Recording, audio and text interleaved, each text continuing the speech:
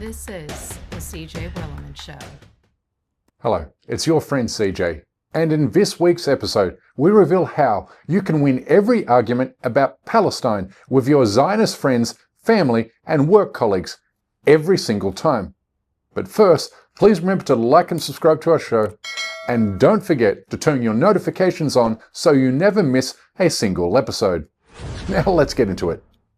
Look, we've all been there. You find yourself trapped in the comments section, or worse, at a family dinner, trying to engage with someone who is completely captured by the Zionist narrative. It often feels like you've run headfirst into a brick wall of soul-crushing memes and mindless talking points, designed by a public relations firm in Washington, D.C. But here's the secret. You keep asking them questions until they eventually feel stupid for regurgitating or parroting the Zionist talking point in the first place. But unfortunately, many pro-Palestine activists fall into the trap of getting bogged down in a 6-hour historical debate over 1948 or 1967, or which leader said what at the Oslo Peace Accords of 1993 or the Camp David Accords of 1978. It's a trap because the entire machinery of Zionist apologetics relies on very specific talking points and a very fragile script. And you don't beat a talking point by shouting louder than it. You beat a talking point by asking it a question it was never built to survive. Talking points are built to be said, they're not to be interrogated. You see, Zionist propaganda is a script. It's rehearsed, it's polished, and it's been focus group tested by Zionist groups for decades. Self-defense, 50,000 dead. Jewish values, silent complicity. Ancient homeland, invented 1897. Self-hating Jew, Jew with brain and conscience. Never again, except now. Zionists have only hasbara, which is the Hebrew word for explaining. But in the context of Israeli propaganda, hasbara is a public relations effort aimed at promoting Israel's image by denying its criminality and whitewashing its war crimes. But we are armed with facts, historical facts, and facts regarding international law, humanitarian law, and the United Nations are on our side, as is every major international human rights organization. Zionists, on the other hand, have lies, manipulation, and deceit to make you disbelieve a catalogue of evidence proving genocide. A catalogue that includes 64,000 videos and 18,000 photographs, compiled by more than 300 journalists on the ground in Gaza during the past few years. You can access this database at archivegenocide.com. This irrefutable and damning evidence is why Israel is now the most hated country on earth, and why for the first time in US history, a clear majority of Americans now favor Palestine. But that doesn't mean Israel has given up. It has allocated a whopping $730 million for this current year to reverse global attitudes and sabotage support for Palestinians. Which means your social media timelines and those of your friends are about to be hit with a tsunami of hasbara. This Israeli practice of shaping narratives is known as hasbara, a Hebrew word that translates to explaining, and refers to Israel's public diplomacy scheme devoted to shaping public opinion, whitewashing its image, and suppressing all negative commentary. Especially given that Israel is no stranger to criticism, given its decades-long illegal occupation of Palestine and its subjugation of Palestinians. The main objective of hasbara is to portray Israel as the victim and delegitimize Palestinians and their struggle for freedom by creating doubts about the human rights violations it seeks to deny. And because Israel has such a robust PR machine at its disposal to shape the perception of its state, as well as pro-Israeli groups and lobbies around the world, it has been able to carry out military operations that many deem to be war crimes with near total impunity. Hasbara is the act of a dying state that knows it never once held the moral or legal high ground, not before and certainly not now. Our mission must be to ensure that Zionist money and influence never allows the state of Israel to make a comeback in the court of public opinion. Because if it stays hated, it will soon be starved of diplomatic and economic support. It will simply dismantle and die.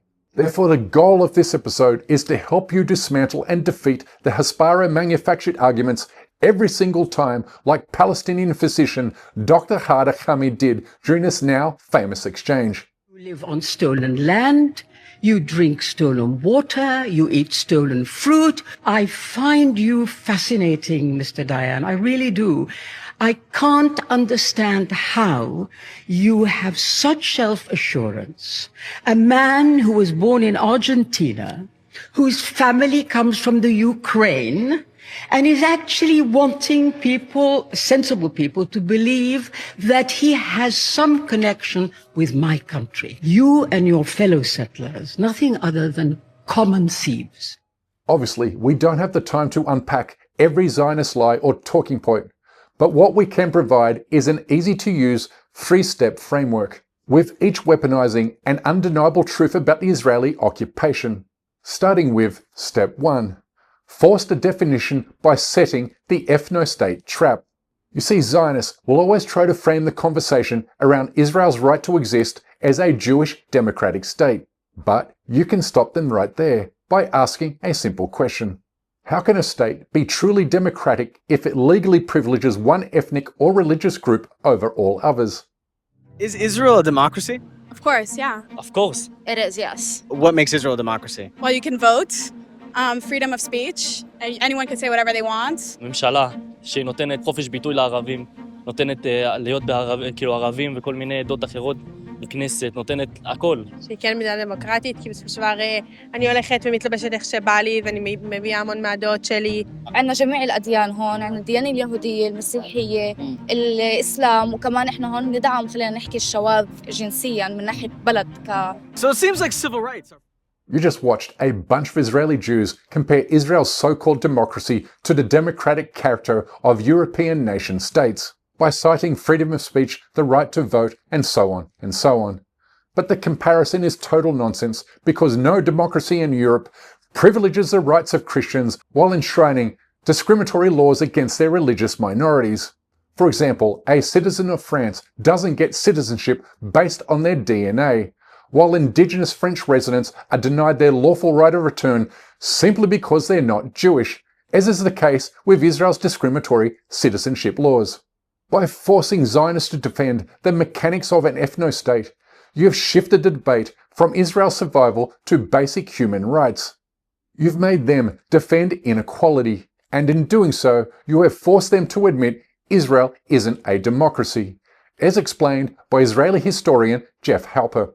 I mean, how can a Jew come from Ukraine to Palestine and say this country is mine and you Palestinians have no place here?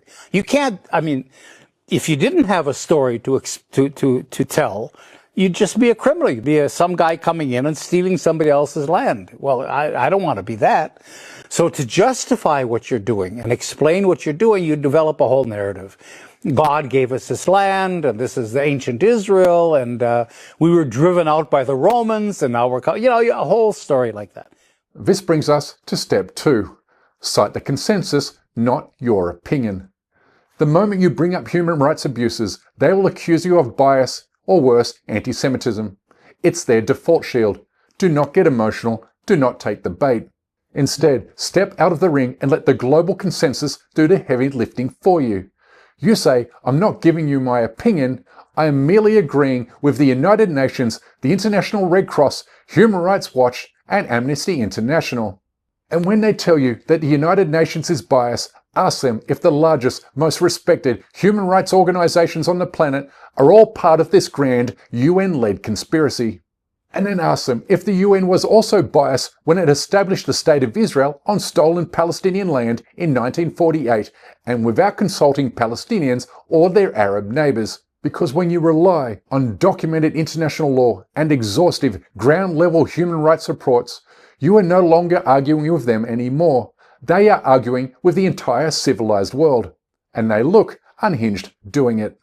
And a UN commission says Israel is committing genocide in Gaza. They claim this is the most authoritative UN finding to date. And it comes as Israel's pressing ahead with its incursion into Gaza City, with hundreds of thousands forced out once again. The 72-page report released on Tuesday concluded Israel committed 4 out of the 5 genocidal acts defined by the 1948 treaty that was meant to prevent genocide from happening again in the wake of World War II. In this case, they say those acts are 1, the killing of Palestinians in Gaza, 2, causing serious bodily or mental harm, 3, imposing measures intended to prevent births, and 4, deliberately inflicting conditions of life calculated to bring about the destruction of the Palestinian population. Now, a key factor in determining whether a genocide has been committed is proving intent, something the Commission says is there. It cites what it says are statements by top Israeli officials inciting genocide like this one. אנחנו מטילים מצור מוחלט על העיר עזה. אין חשמל, אין מזון, אין מים, אין דלק. הכל סגור. אנחנו נלחמים בחיות אדם ואנחנו נוהגים בהתאם. Step 3. The ultimate pivot to the present. Their final defense mechanism is always a history lesson. And by history, I mean Zionist revisionist history, in which they will drag you back to the collapse of the Ottoman Empire, the Peel Commission, or the Nazi Holocaust.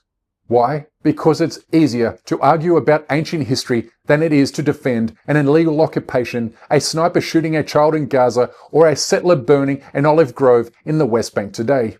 Therefore, you must bring them back to the present with absolute relentless focus. Cut through the historical noise and ask, does any historical grievance from 80 or 100 years ago justify the ongoing military occupation, the blockade, the checkpoints, and the theft of land that is happening right now, this morning? And it's worth talking about the settlers themselves, because 70% of those who live in the West Bank are so-called quality of life settlers. Ask people why they moved out here, and instead of the original mission to push forward the Israeli state, you hear things like a very good educational system. So there's a very nice country club. We wanted to be able to have a bigger plate. We were looking for a Jerusalem suburb. The quality of life is so much better. It has nothing to do with politics. Well, hold on. It has nothing to do with politics? I'm sorry, but it very much does. Just because it's a nice place to live doesn't make it any less illegal under international law. It's not like the Geneva Convention says the occupying power shall not transfer parts of its own civilian population into the territory it occupies unless there's like really convenient shopping and a super manageable commute to Jerusalem. Also, building on stolen land is an inherently political act, and it's worth talking about this. This is how you win. You don't let them make it about ancient maps or theological destiny. You make it about international law, human rights, and basic human dignity. Now here's the pattern if you haven't noticed it yet. Every one of these questions does the same 3 things. It refuses the framing of the talking point. It asks for a definition, a source, a standard, and asks that the standard be applied consistently. And it lets the talking point answer itself into a corner, instead of you making the accusation for them. So as a matter of fact, you're not actually there to win the argument. You are there to make a rehearsed line improvise, which is critical because propaganda cannot improvise, it can only recite. But if you're really good at improvisation, then you can always try destroying Zionist propaganda with some freestyle rap. Name, legend, what's your name? I see, classic name. What do you do for a living? I see, retired, fuck yeah, that's awesome. What do you used to do? You had an online farmer business. Classic. Is this your partner, Atty? Your sister? Hello, sister. What's your name? Addy. Addy and Atty. Classic names. What do you do, mate? You're an accountant. Fuck yes. Where are you guys from? Tel Aviv. Israel.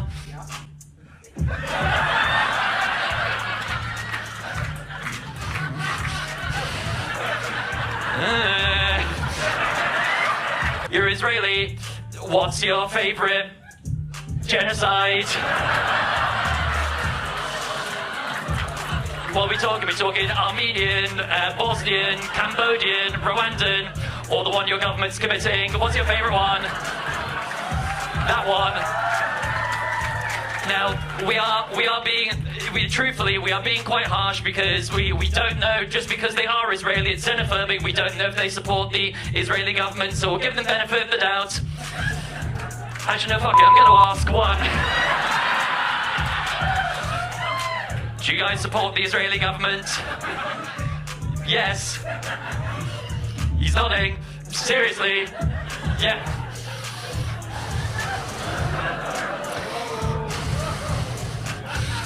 Yeah. Yes, I spit it frankly. People in the place, it's fucking assy. Don't you understand? I'm sparking this. This guy used to be an online pharmacist, and that's what I mean. I'm oh so cool. When I'm on the beats, microphones I do roll. When I'm on the track, I pull rhymes from the ether. This guy used to be a fucking drug dealer. Yes, man, yes, indeed. Just dishing out that online weed. That's what I mean. I say it weekly, and your name is his name with a fucking D. Word to Addy. Yes, astounding. This legend here is a fucking accountant at accountancy. You are skilled, you can use it to count the babies Netanyahu's killed. You can count them, I believe about 20,000. They are applauding, that looks bad. Take it off the top with the freestyle raps. 100,000 Gazans killed, or Palestinians right there so ill. I don't agree with it here on this rhyme. Fuck Israel and free Palestine. Yeah, here we go, yeah, here we go. Let's do sitting in the front row. He's doing it, you can call that a two-state solution. Yeah, here we go, make some noise.